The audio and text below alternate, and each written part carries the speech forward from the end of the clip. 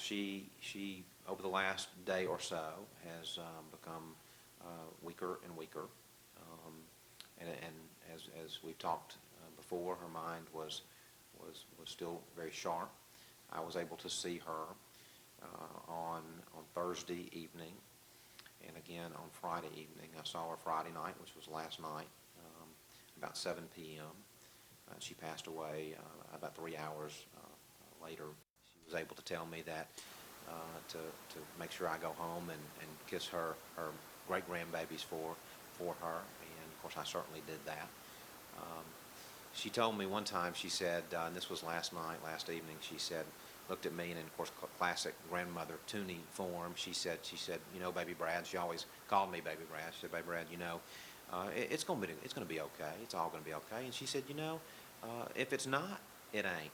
And she smiled, and I leaned down and I kissed her, and I said, grandmother, I love you. And you can hear her saying this. She said, look back, and she said, I love you too, sweetheart. From that point forward, my mother was with her until the very end, held her hand and held her all the way.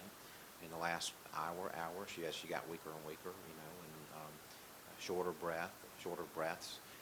And finally, after 45 minutes or an hour, she closed her eyes and took her last breath. And what's interesting about that is because, you know, we think of her, she always got what she wanted. She had a knack of always getting what she wanted all the way until the very last moment.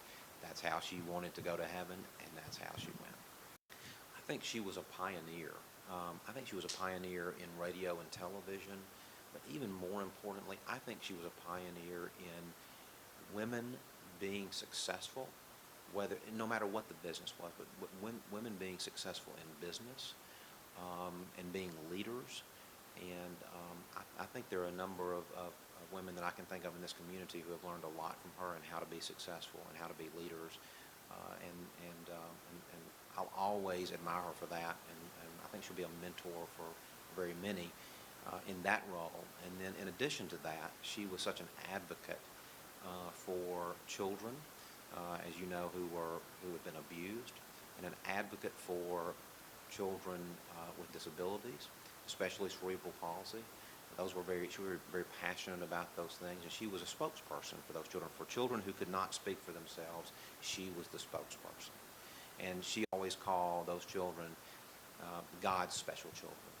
But when I think about it, and I think about her career, and I think about all that she did for this community, to me, she is God's special child.